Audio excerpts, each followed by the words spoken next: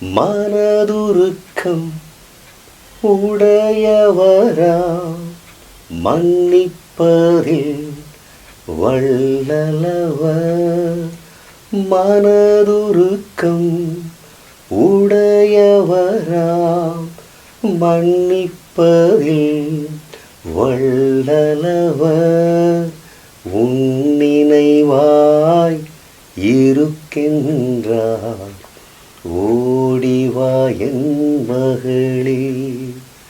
உன்னினைவாய் இருக்கின்றார் ஓடிவா என் மகனே. லூக்கா எழுதின சுவிசேஷம் 23வது அதிகாரம் 24வது வசனம்.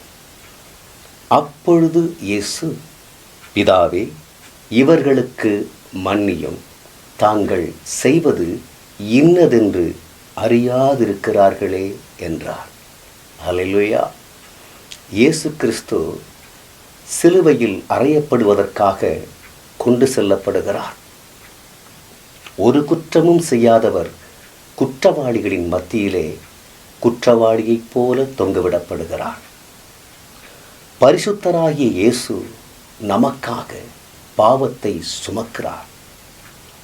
தலையிலே முட்கிரீடம், சாட்டையால் அடிக்கப்பட்டு கிழிக்கப்பட்ட சரீரம், அரை நிர்வாணத்தோடு அழுகுரல்களின் மத்தியிலே சென்று கொண்டிருக்கிறார். வசனத்தை ஒரு முறை கூட வாசிப்போமா? அப்பொழுது இயேசு, பிதாவே, இவர்களுக்கு மன்னியும், தாங்கள் செய்கிறது இன்னதென்று அறியாதிருக்கிறார்களே என்கிறார். அப்பொழுது இயேசு என்கிற வார்த்தை வறுமையானால் அதற்கு முன்பு ஏதோ ஒரு காரியம் அங்கே நிகழ்ந்திருக்கிறது. அதற்கு முந்தின வசனங்களை நீங்கள் பார்ப்பீர்களே ஆனால், இயேசு இந்த வார்த்தையை சொல்வதற்கு முன்பு குற்றவாளிகளில் ஒருவராக எண்ணப்பட்டார் என்று சொல்வதற்கு ஏதுவாக குற்றமற்றவரான இயேசு 2 குற்றவாளிகளுக்கு மத்தியிலே சிலுவையிலே அறையப்பட்ட பின்பு இயேசு சொல்லுகிற வார்த்தை இது. பிதாவே, இவர்களுக்கு மன்னியும், தாங்கள் செய்வது இன்னதென்று அறியாதிருக்கிறார்களே. ஒன்றை கவனித்தீர்களா? இவர்கள் தெரியாமலா செய்கிறார்கள்? தெரிந்தே அல்லவா செய்கிறார்கள்? ஹல்லேலூயா. ஆனாலும் பரிந்து பேசுகிறவர் பிதாவினிடத்தில் தெரியாமல் செய்கிறார்கள் என்று நமக்காக பரிந்து பேசுகிறார்.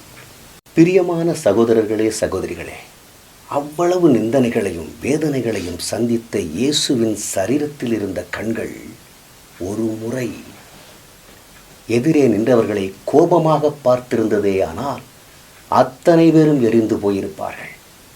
ஆனால் நம்முடைய தேவனுடைய கண்களில் அப்போதும் மன்னிப்பின் ஊற்றுக்கள், கிருபையின் ஊற்றுக்கள் பொங்கி பாய்ந்து கொண்டிருந்தபடியினால தான் அவர் சரீரம் முழுவதும் பிழியப்பட்டிருந்த போதும் கண்களில் கருணையோடு நமக்காக பிதாவினிடத்தில் பரிந்து பேசுகிறார். ஒன்றை கவனித்தீர்களானால், மறுதலித்த பேதுருவையும் மன்னித்து ஏற்றுக்கொள்ளுகிறார். மறுதலித்த பேதுருவுக்கு மன்னிப்பை கொடுத்தவர் காட்டிக் கொடுத்த யூதாசுக்கு கொடுக்காதிருந்திருப்பார் என நினைக்கிறீர்கள்?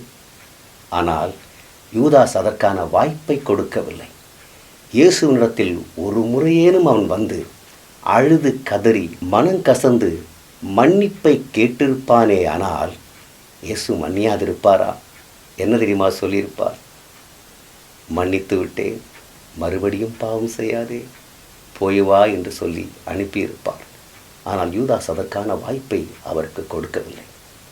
பேதுருவை மன்னித்தவர் நம்மையும் மன்னிக்கிறவராய் இன்றைக்கும் ஜீவித்திருக்கிறார். அல்லேலூயா, ஹல்லேலூயா.